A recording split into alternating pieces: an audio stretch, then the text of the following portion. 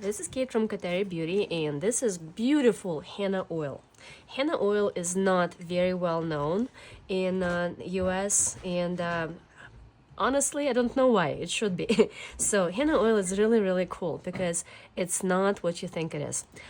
So henna oil and henna dye are produced from exactly the same henna leaves. So these are the leaves, and these are dry henna leaves, right? So you can make it into a paste and apply it to your hair, and it will color the hair. However, when you press it into the oil, it doesn't do it. It does not stain, it doesn't add the pigment, it does not change the color of the skin or the hair. It just creates this beautiful green herbaceous oil. It's just beautiful color. And henna oil is wonderful as a skin moisturizer, but it's also wonderful for dry scalp, for the hair, to deepen the color, to get rid of the dryness, to help with the to prevent dandruff, and to just like basically bring the dimension and shine to natural and color treated hair. It nourishes and moisturizes hair follicles, and it's just wonderful to prevent hair loss.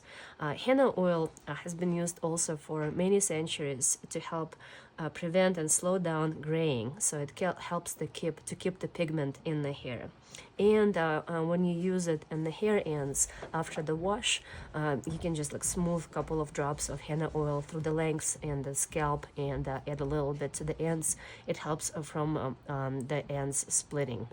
I'm not sure if you guys know about that, but when the hair is dry and when the hair follicle is broken, nothing really can fix it. So it's kind of like our nails. When the nail is broken, it's broken. And hair follicles have the same texture and same consistency as a nail. So basically, when the hair is damaged, it's we can glue it together, but we cannot really fix it. So the way to treat it is cut it off, instead kind of like growing it fresh and nourishing and moisturizing it. And henna oil is wonderful to do that. So you can use henna both or as a skin moisturizer, because it's just wonderful, or you can use it as a brow or lash enhancing and lash regrowth oil. So the way you would use henna oil on your eyebrows or your eyelashes, you just apply a little tiny bit of oil on the area where you would like the hair to grow on the brows. And if it's the lashes, just make sure that you apply only on the top of the eyeline. You don't put it directly on the lashes, and also do not use it if you have lash extensions. That's it. And then for if you're using it on skin, our only recommendation is to use oil on a slightly wet skin, because it's just easier for the skin to absorb the oil and to prevent the kind of like the oily luster on the skin.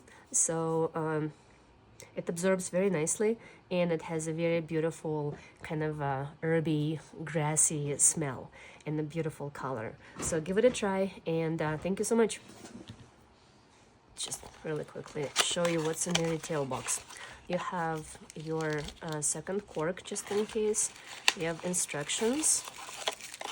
You have your applicator. I'm not sure if you can see it, but basically you have instructions and you have an applicator. It's a hand-carved olive wood applicator. It's very sturdy and it's beautiful and sharp.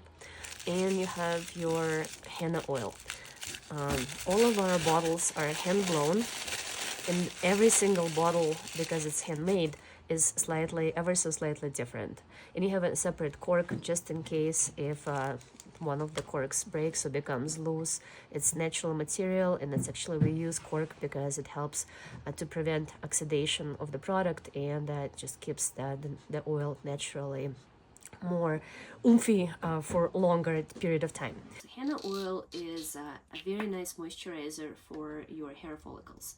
It's very protective, and what usually happens is our hair follicles don't get enough nutrition, and they get dry, and they also get very I guess there's a lot of debris and things that build up on the surface of the skin, and we want to cleanse it. So usually we would use, again, geranium water, or you can make a little clay mask and like literally put it on your skin, on the scalp.